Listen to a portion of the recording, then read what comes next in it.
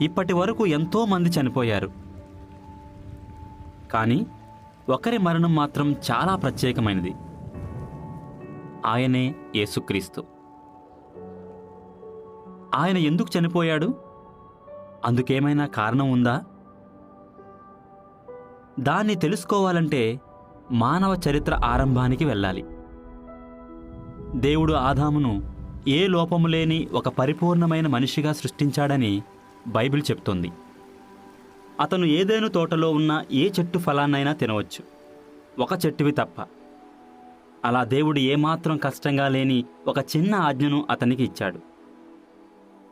ఈ చెట్టు మంచి చెడులు నిర్ణయించే యెహోవా హక్కును సూచిస్తోంది.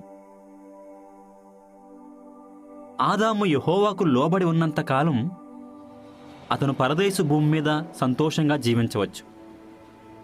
కానీ ఆదాము దేవుడు తన కోసం చేసిన వాటి పట్ల కృతజ్ఞత చూపించలేదు, దేవునికి అవిధేయత చూపించాడు. అందుకే నిరంతరం జీవించే అవకాశం పోగొట్టుకున్నాడు.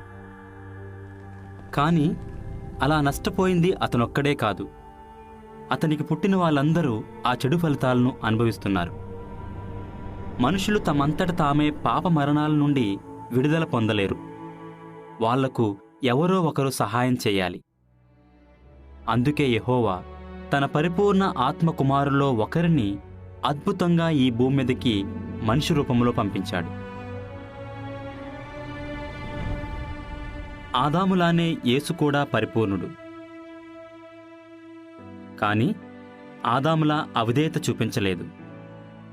కాబట్టి ఆయన ఎంతో మంది కోసం విమోచన క్రయధనంగా తన ప్రాణాన్ని అర్పించగలిగాడు. కానీ ఒక్క మనిషి చనిపోతే మనుషులందరూ ఎలా ప్రయోజనం పొందగలరు?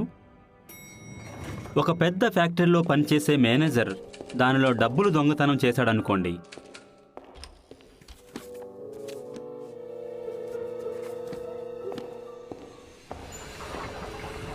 దానివల్ల ఆ ఫ్యాక్టరీ అప్పుల పాలై మూసేయాల్సి రావచ్చు.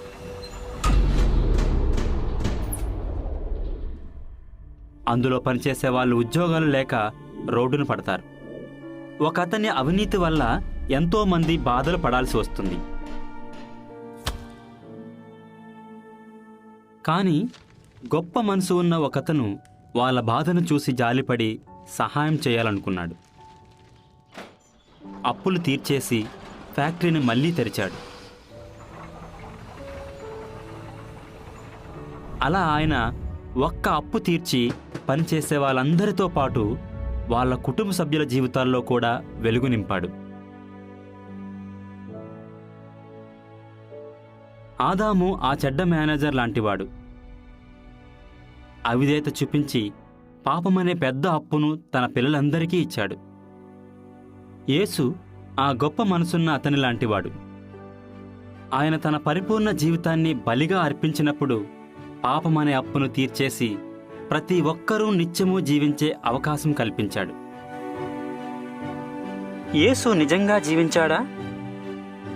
రక్షణ పొందాలంటే యేసును నమ్మితే సరిపోతుందా? యేసు దేవుడా? వీటి గురించి ఇంకా చాలా విషయాల గురించి బైబిల్ ఏం చెప్తుందో తెలుసుకోవడానికి